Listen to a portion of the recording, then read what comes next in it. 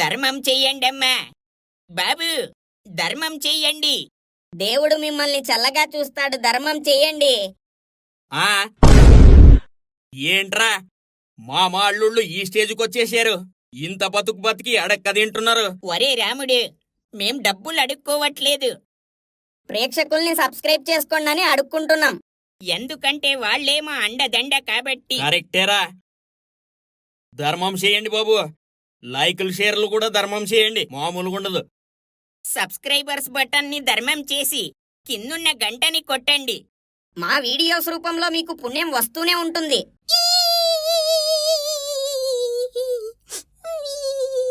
ఒరే దుర్మార్గుల్లారా, ఏ బెంగ లేకుండా నాది నేను ప్రశాంతంగా ఉన్నాను కదరా ఇంట్లో. అనవసరంగా ఆ స్వామి ఏదో చెప్తాడని పట్టుకొచ్చి ఇక్కడిరికించారు. నీచుల్లారా, ఆ స్వామి చాలా పవర్ఫుల్ కానీ భయంతో ఇలా పారిపోతాడనుకోలేదు మామ. మీరెందుకు ఆలోచిస్తారా అవన్నీ? మిమ్మల్ని నమ్మడానికి ముందు నేను ఆలోచించాల్సింది. సర్లేరా వెంకట్రావు, మొత్తానికి బయటపడ్డాం. ఇంక నీ ఏడు పాపు. నీకేం తెలుసురా ఎర్రసీను, అసలే పెళ్లి కావలసిన వాణ్ణి నన్ను తీసుకొచ్చి ఈ దయ్యాలు భూతాలు మధ్య పడేశారు. ఒరే ఆపరా నువ్వు. అదేదో నీ ఒక్కడికే దయ్యాలు పగబట్టేసి కనపడినట్టున్నాయి అనుకుంటున్నావు. ఆ శేఖర్ గాడి ఎట్నుంచి ఎటొచ్చి పలకరిస్తాడో అని ప్రతిక్షణం ఉచ్చ పడిపోతుంది ఇక్కడ. మా బాస్కి శేఖర్ గాడి బొమ్మ బుర్రలోనే తిరుగుతున్నట్టుంది పాపం. ఒరే, ఆ పాము ఎప్పుడు ఎలా వచ్చి చంపుద్దో అని నేను బాధపడుతుంటే ఎవరి ప్రాణాలకి ఏటవుద్దని ఏం జరగకముందే తెగ ఫీల్ అయిపోతున్నారు కదరా స్వార్థపరులారా. మనిషి అంతేరా ప్రసాద్. పక్కింటోడికి తాగడానికి నీళ్ళెవరా అంటే మనకు ముడ్డి కడుక్కోడానికి సరిపోవట్లేదు అన్నాడంట. అంతే. ఇప్పుడు ఏం చేయాలో చెప్పండి. ఆ పాము నన్ను వెంటాడి చంపేస్తే? దానికి పరిష్కారం నేను చెప్తాను. చిట్టడివి చివర్లో ఒక పురాతన గుడి ఉంది. ఆ గుడికి ఒక పాము కాపలా ఉంటుందని వినేవాళ్లం. అవుననియా, ఇప్పటికి కూడా ఆ పాము గుడికి కాపలా ఉంటుందంట. ఆ గుడి దగ్గరకు వెళ్లి మనమంతా క్షమాపణలు కోరుకుందాం. మమ్మల్ని మన్నిస్తే ప్రసాద్ గాడు బతుకుతాడు. మన్నించకపోతే ఇక దేవుడు ఎలా రాసి పెడితే అలా జరుగుతుంది. సరే వెళ్దాం పద. అందరూ వెళ్దాం. నేను రాను. నేను రాను. చిట్టడివి, నేను రాను. ఆహా, నేను కూడా రాను. మనం వెళ్తుంది పగటిపూట, రాత్రి కాదు కదా ముండా. అక్కడికి వెళ్ళాక రాత్రి అయిపోద్ది కదనయ్యా. మీరు కూడా వచ్చి క్షమాపణలు కోరుకుంటే వదిలేస్తుంది. లేదంటే మీరు ప్రసాద్ గాడి తాలూకా అని వదిలిపెట్టదు. చెప్పేది అర్థం చేసుకోండి. అది కరెస్టే. సర్లే, ఎలాగో తెగించాం, ఇంకెళ్ళి తేల్చుకుందాం పద. ఇదేం కర్మరా నాకు. సర్లే, తగలేడండి. నేను మా బాస్ ఉండడం సేఫ్. ఏం సమస్య వచ్చినా ఆయన మీద తోసేయచ్చు. సర్లే పదండి, ఇంకా బయలుదేరదాం. ఆ పద.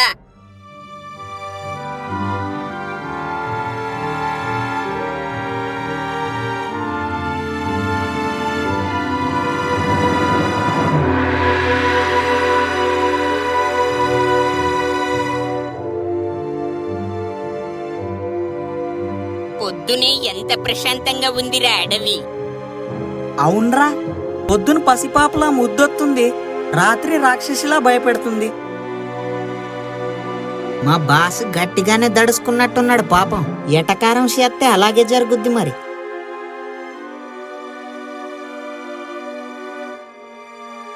ఆహా, బటర్ఫ్లైస్ ఎంత అందంగా ఉన్నాయిరా కాసియా.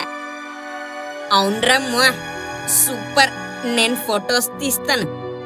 ఒరే, నువ్వు అనవసరంగా మాటికి ఫోటోలు తీసి వాటిని మమ్మల్ని ఇరిటేట్ చేయకే. ఆ ఫోటోస్ ఏం తీస్తావురా, కళ్ళతో ఆస్వాదించు. అవునరా, దేవుడిచ్చిన ప్రకృతిని కళ్ళతో ఆనందించాలి. మనసు ప్రశాంతంగా సుఖంగా ఉంటుంది. ఫోన్ డబ్బాలో ఎన్ని ఫోటోలు తీసినా కళ్లకు కలిగే అనుభూతి పొందలేము. అవునవును బావా, చాలా కరెక్ట్ గా చెప్పావు. అందుకే నేను పెళ్లి కూతురు ఫోటో చూడ్డంతో పాటు ఇంటికెళ్ళి కూడా చూస్తాను. అప్పుడే మనసు తృప్తిగా ఉంటుంది.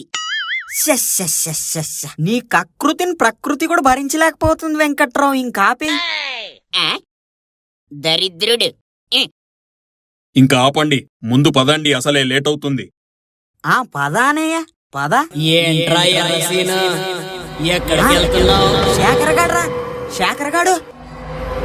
ఏంట్రా ఎర్రసీను, ఏంటి? అనయ్య శేఖరగాడు మాట్లాడుతున్నట్టు వినపడిందనయ్య, మీకు వినిపించలేదా? ఆహా, లేదు.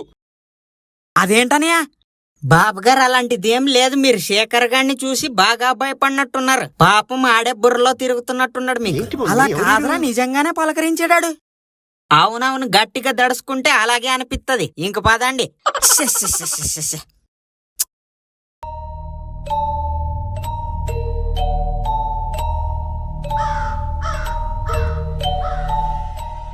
చేరుకునే సేపటికి చీకటి పడిపోయింది. అవునవును, ఇప్పుడు ఇంటికి ఎలా వెళ్ళాలో ఏంటో. మామ ముందు మన ప్రాబ్లం సాల్వ్ అవ్వాలని కోరుకో, తర్వాత ఇంటికి ఎలాగైనా వెళ్ళొచ్చు.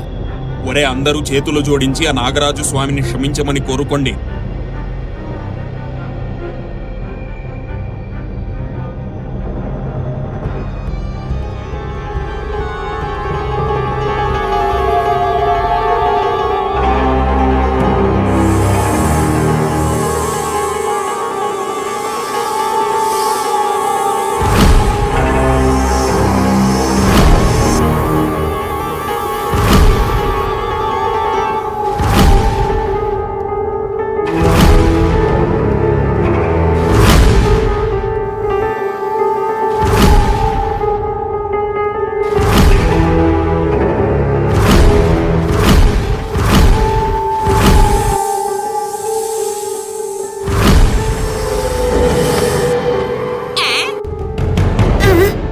నాన్న రే కుంటోడా, మనం ఉన్నామా సచ్చినామా? ఇదంతా చూస్తుంటే మనం చచ్చిపోయి పరలోకంలో పాపాలు పోవాలని ప్రాధేయపడుతున్నట్టుంది.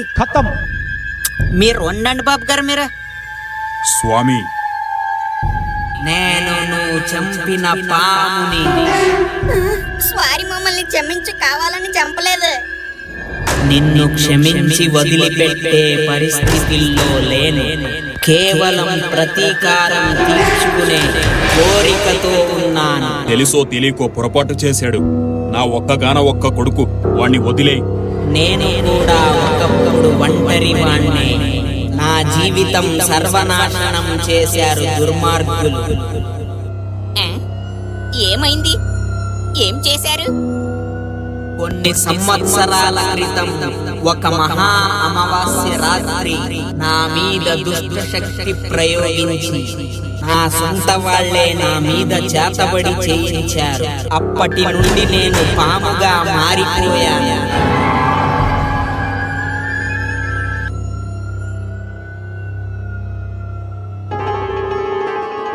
ఏమీ తోచని స్థితిలో ఉన్న నాకు అప్పుడు ఈ నాగరాజ గుడి గురించి తెలిసి ఇక్కడ వచ్చి ఈ గుడికి కాపలాగా ఉన్నాను. అప్పటి నుండి నా దుష్ట ప్రభావం కొద్దిగా నయమవుతూ చివరి దశకు చేరుకుంది. అప్పుడే ఈ నలుగురు దుర్మార్గులు నన్ను కొట్టి చంపేశారు.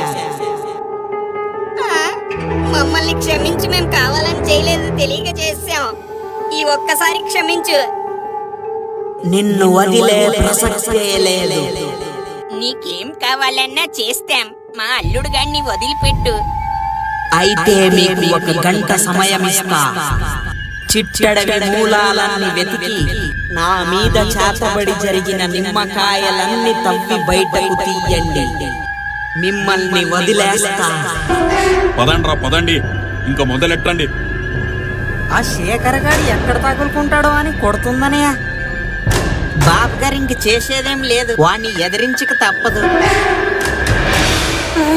పదమామా. భయమేస్తుంది రా అల్లుడే.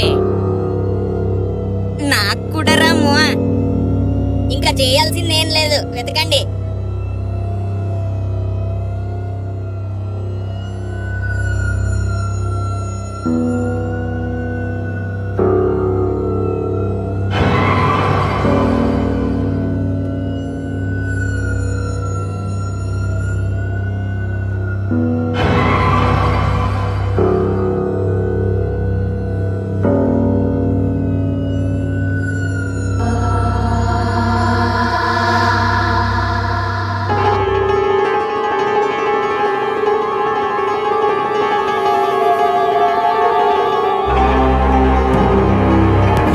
ఇచ్చిన సమయంలో అర్ధభాగం ముగిసిపోయింది.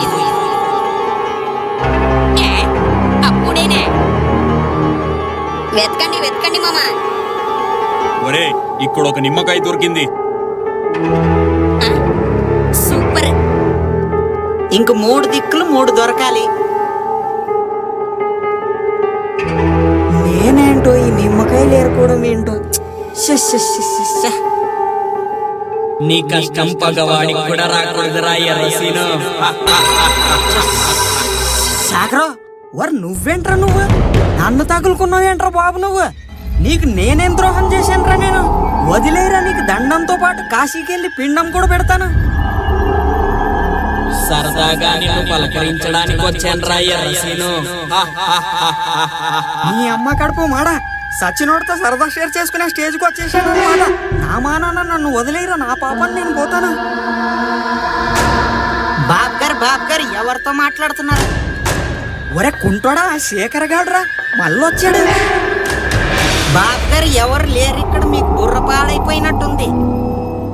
కొంపు తీసి నిజంగానే చిప్పు దొబ్బేసిందా? కాకరిసేసింది. అలా అయ్యి ఉండదులే. నాన్న, ఇక్కడ ఒక నిమ్మకాయ దొరికేసింది. ఇక్కడ ఒకటి ఉందిరా అడే. ఇగో ఇక్కడే మా బాబు గారు లుంగిలో ఇరుక్కొని ఇంకోటి దొరికేసింది. స్ట్రెస్ లో నిమ్మకాయ లుంగిలో దాచుకుని మర్చిపోయాను. మీరు నా శాపాన్ని విముక్తి కలిగించినందుకు ధన్యవాదాలు. ఇక నేను స్వర్గానికి వెళ్ళిపోవచ్చు. నాగరాజా.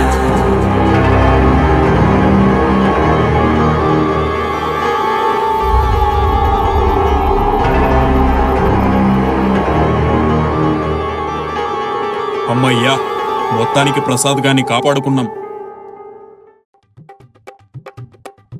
ఒరే అల్లుడు, ఇంకోసారి ఇలాంటి వెదవ పనులు చేసే ముందు కాస్త ఆలోచించి చెయ్యి.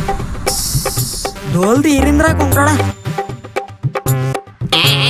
ఇంకా పదండి, అసలే వినాయక చవితి వస్తుంది. ఇంకా చాలా ఏర్పాట్లు చేసుకోవాలి. అవునవును.